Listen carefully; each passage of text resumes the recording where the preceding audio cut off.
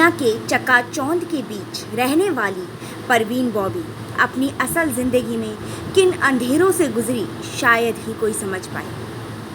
एक मौका जो उसे किस्मत ने दिया और जिसके बाद परवीन ने कभी पीछे मुड़कर ही नहीं देखा।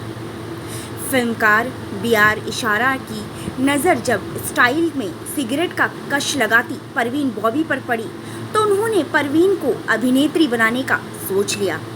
जब सिनेमाई पर्दे पर लड़कियों के सलवार सूट और साड़ी पहनने का चलन था तब निर्देशक B.R. इशारा ने पहली बार क्रिकेटर सलीम दुर्रानी के साथ 1973 में फिल्म चरित्र में परवीन बॉबी को मौका दिया।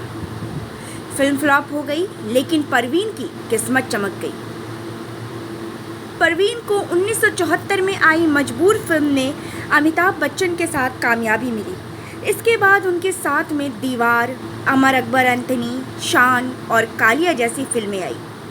1976 में परवीन बॉबी को प्रतिष्ठित मैगजीन टाइम ने अपने कवर पर छापा। फिल्मी करियर में परवीन बॉबी को कई प्यार भी हुए। इसमें डैनी, कबीर बेदी और महेश भट्ट उनके प्रेमी रहे। हालांकि परवीन जिंदगी भर आजीवन रही। महेश भट्ट ने एक बार अपने एक इंटरव्यू में परवीन बॉबी से अपने रिश्तों के बारे में बताया। महेश और परवीन की प्रेम कहानी किसी हिंदी फिल्म की सच्चे प्यार वाली कहानी जैसी लगती है। ये सब शुरू हुआ साल 1977 में। उस समय परवीन अमर अकबर एंथनी और काला पत्थर फिल्म की शूटिंग कर रही थी। उन दिनों महेश भट्ट और परवीन बॉबी के रिश्ते गहरे हुए, लेकिन महेश उस वक्त शादीशुदा थे। इसके बावजूद वो परवीन बॉबी के साथ लिव इन रिलेशन में रहने के लिए तैयार हो गई। साल 1989 महेश और परवीन की प्रेम कहानी में एक अलग ही मोड़ लाने वाला था। एक दिन महेश ने देखा कि परवीन बॉबी अपने घर में फिल्मी कॉस्ट्यूम में है और एक कोने में बैठी है।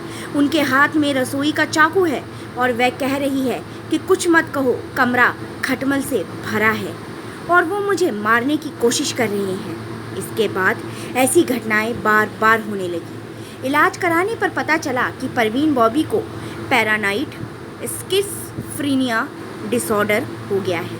हालांकि परवीन बॉबी ने खुद को कभी इस बीमारी का शिकार नहीं बताया।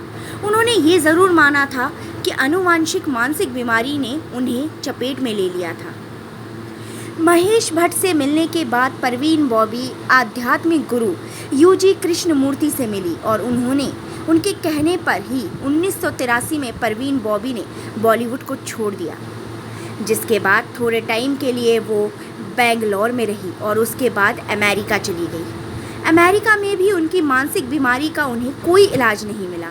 अपनी बीमारी के दौरान ही उन्होंने अमिताभ बच्चन और साथ ही कई नामचीन लोगों से अपनी जान को खतरा बताया। अंतिम दिनों में वो बॉलीवुड से बहुत दूर हो चुकी थी। मानो परवीन बॉबी को उनके आखिरी दिनों में सबने भुला दिया।